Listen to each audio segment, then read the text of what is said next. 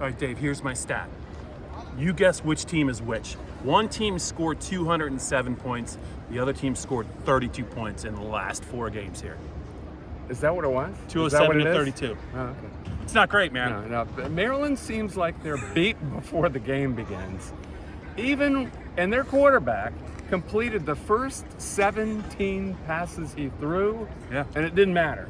I mean, I think it was 14-7 Penn State at that point, but it had been 14-0. It was going to be 21-7.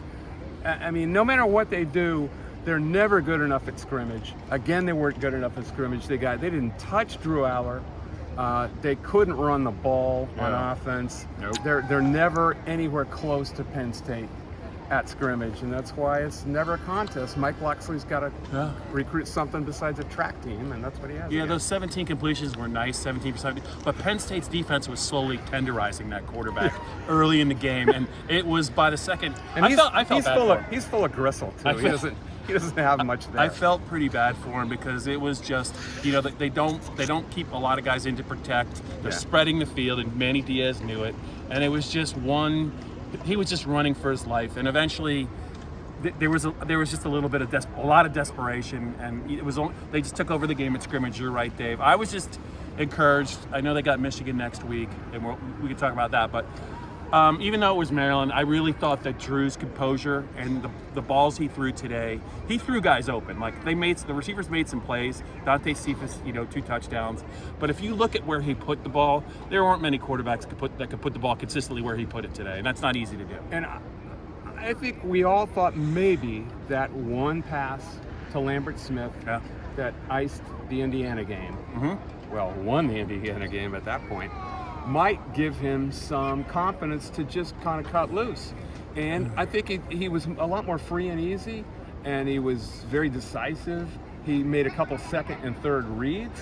Ran the ball. It's easy when you're comfortable back there, and you can just bop, and you're not. He was in an easy chair. He wasn't getting any pressure at all.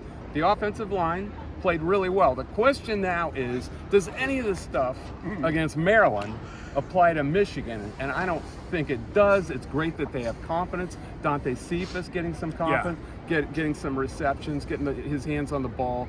A lot of guys had good games that needed to have good games, but does any of it apply to Michigan? No, because Maryland is the antithesis of Michigan in every way. They're not physical. Michigan is uber physical, so I don't know what to think of. Yeah, Maryland's definitely in free fall. They could lose the rest of their games. They could. I heard you saying that during fairly easily.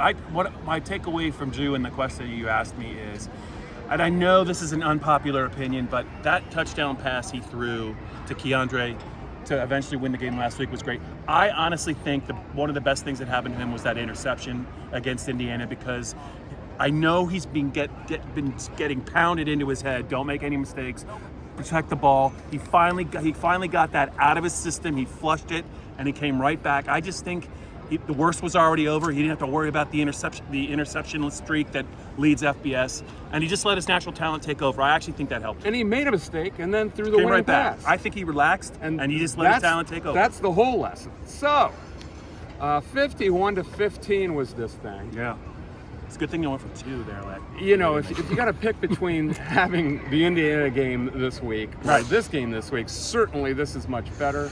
And Indiana won, by the way, this week. They beat Wisconsin, and James Franklin was trying to point that out without pointing it out, but somebody's pointed that 20 He to 14. just wants the world to know that it's not easy to win every week, no matter who you're playing, and that you gotta celebrate all of the wins. The ones against UMass and Delaware count just as much as I don't know. I should probably stop now. Just don't blow me the happy horse crap about what a great game it was. That's all. Just laugh about it and say, well, it's not our best game, but we won. Anyway, Michigan next week. What kind of chance off the top of your head do you give them? At Beaver Stadium is going to help.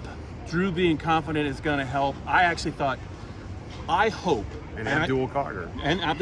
I hope enough of this 2 series for Katron, 2 series for Nick Singleton. Just give Katron Allen the ball 25 times next week. Don't worry about the rotation. He is your best back. He can get the hard yards. I just feel like there's too many empty possessions in there when Nick's been running the ball this year. He's gotten plenty of carries. I think you got to throw your best guys out there. and let the chips fall where they may. And also, it's going to be like, I don't know, it's going to be like Thunderdome in there next week when Minnesota.